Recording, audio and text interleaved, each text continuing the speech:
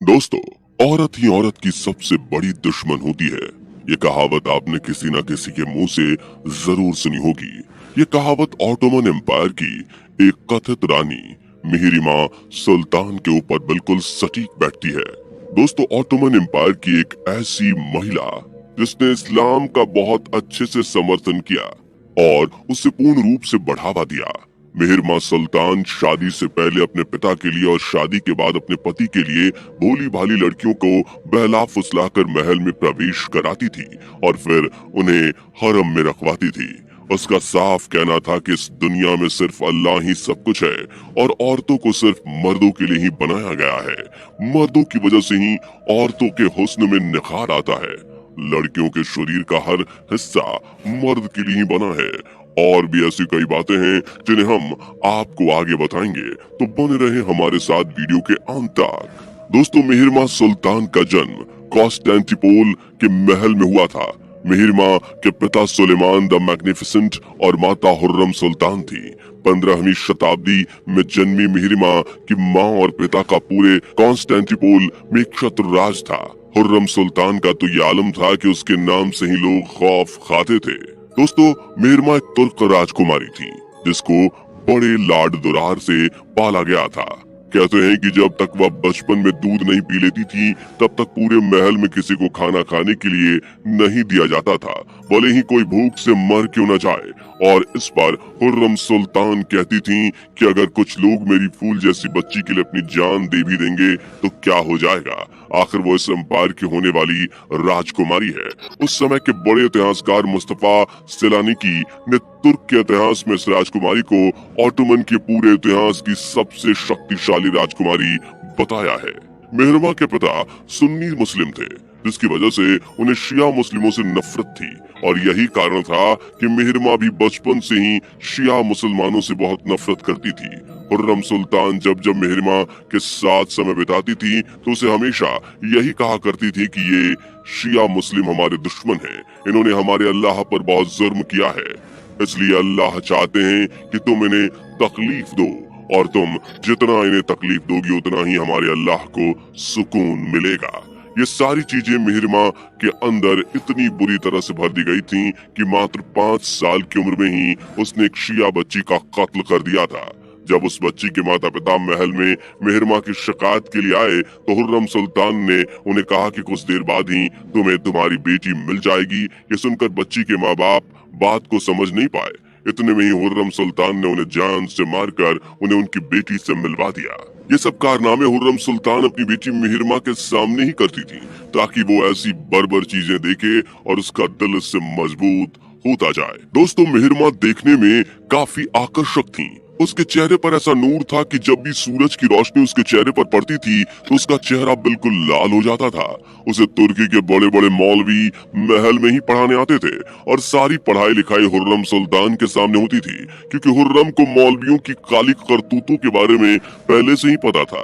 इसलिए हुर्रम सुल्तान मौलवियों के पास आकर जरूर बैठती थी।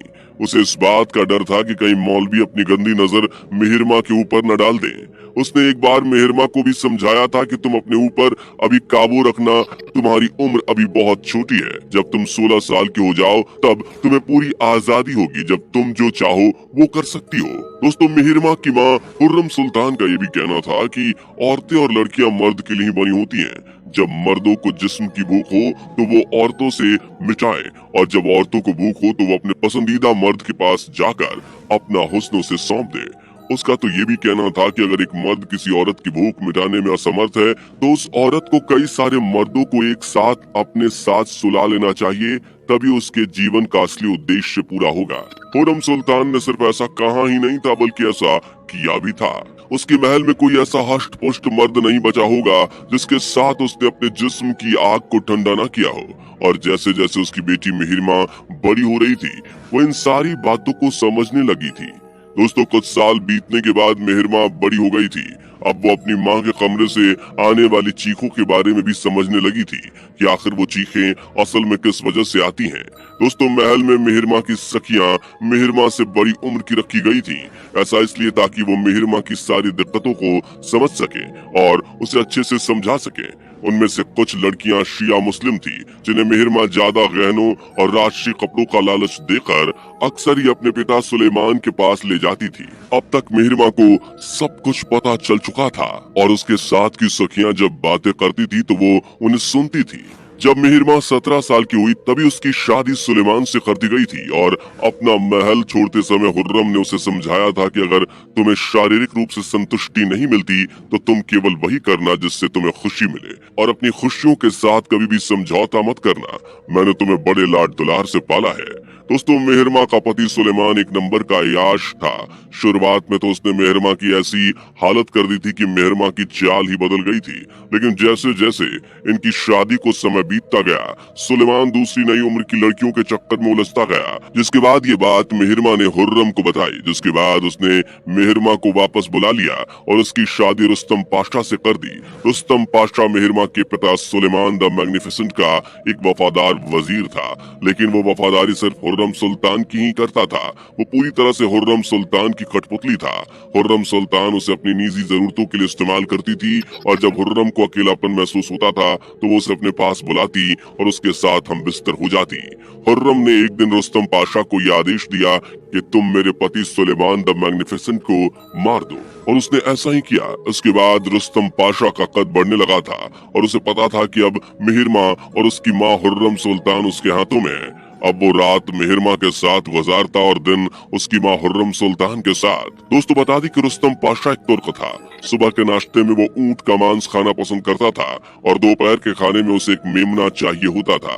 हालांकि रात में वो शराब पीता और शराब के साथ ऊंट और बकरे दोनों का मांस खाता और खाना खाने के तुरंत बाद वो मिहिरमा के ऊपर चढ़ जाता। दोस्तों, रुस्तम पाशा के खाने में बहुत खर्च होता था और इतना खर्च कर पाना एक वजीर के लिए काफी मुश्किल था, लेकिन अब उसके लिए ये सब काफी आसान हो चुका था क्योंकि हुर्रम और मिहिरमा दोनों माँ बेटी उस पर मेहरबान जो थी, लेकिन बदले में वो उन दोनों की इस मेहरबानी का एहसान भी चुकाता था और दोनों की ही आंतरिक इच्छाओं को बखूबी पूरा करता था। दोस्तों, रुस्तम पाशा देखने में किसी पहाड़ से कम नहीं लगता था, लेकिन अभी तक मिहिरमा को नहीं पता था कि हुर्रम के रिश्ते भी पाशा के साथ हैं। शादी के बाद पाशा और मिहिरमा ने काफी समय बिताया। एक दिन जब पाशा और मिहिरमा सुबह के समय एक दूसरे के साथ अंतरंग थे, तभी हुर्रम सुल्तान उनके कमरे में सीधी घुसती चली आई और दोनों को बिना कपड़ों में देखकर वहीं खड़ी हो गई। ये सब देखकर मिहिरमा ने अपने बदन को छिपाया और पूछा, अम्मी आप यहाँ कैसे? हुर्रम ने कहा कि तुम्हें तुम्हारे दादा सलीम प्रथम ने मंत्रियों के कक्ष में आने का आदेश दिया है।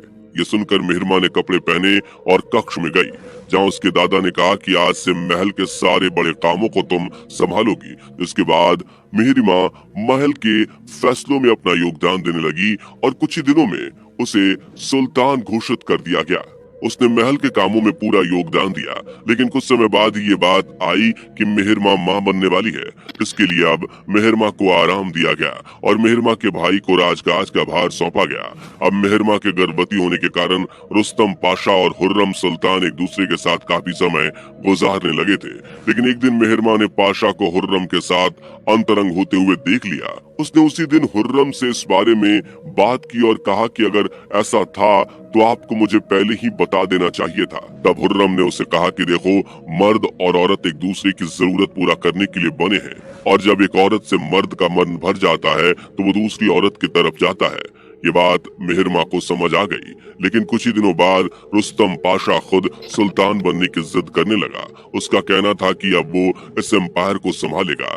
ये बात हुर्रम को बिल्कुल पसंद नहीं आई और हुर्रम ने इस बारे में मिहिरमा से बात की। जिसके बाद दोनों माँ बेटी ने फैसला किया कि रुस्तम पाशा को रास्ते से हटा देते हैं और दोनों ने ऐसा ही किया। कहते हैं कि उसके बाद मिहिरमा ने एक लड़के से और शादी की थी जो कि कॉन्स्टेंटिनोपल की किसी छोटी रियासत से था। वो लड़का मिहिरमा से करीब 8 साल छोटा था, जिसे उसने केवल अपनी पूर्ति के लिए रखा था। दोस्तों, मिहिरमा ने अपने शासन के दौरान पूरे ऑटोमन में इतनी मस्जिदों का निर्माण कराया था कि पूरा कॉन्स्टेंटिनोपल घाटे में आ गया था।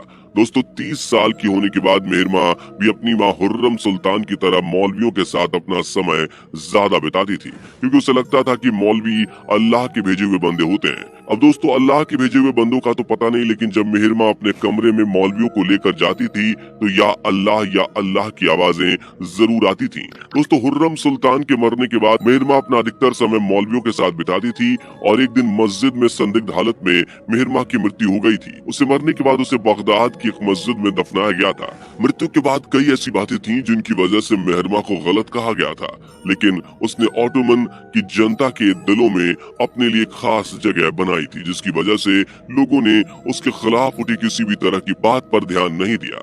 मेहरमा के राज में मौलवी कहते थे कि वो अल्लाह तक जाने की एक राह है, इसलिए जैसा वो कहते हैं वैसा ही किया जाए, और इस आड़ में मौलवी अपनी काली करतूतों को अंजाम देते थे। दोस्तों 15वीं शताब्दी पूरे ऑटोमन एम्पायर के लिए एक ऐसा समय था जब सिर्फ मौलवियों का सिक्का चलता था। वो जैसा बोलते थे ऑटोमन एम्पायर के लोग वैसा ही करते थे। तो दोस्तों ये थी ऑटोमन एम्पायर की एक ऐसी अनसुनी रानी की कहानी जिसे बहुत कम लोग ही जानते थे। और अगर आपको पसंद आई हो तो वीडियो को लाइक करके अपने दोस्तों के साथ शेयर जरूर करें, और ऐसी और वीडियोस के लिए इस चैनल को सब्सक्राइब करके बेल नोटिफिकेशन को भी जरूर ऑन कर लें। धन्यवाद।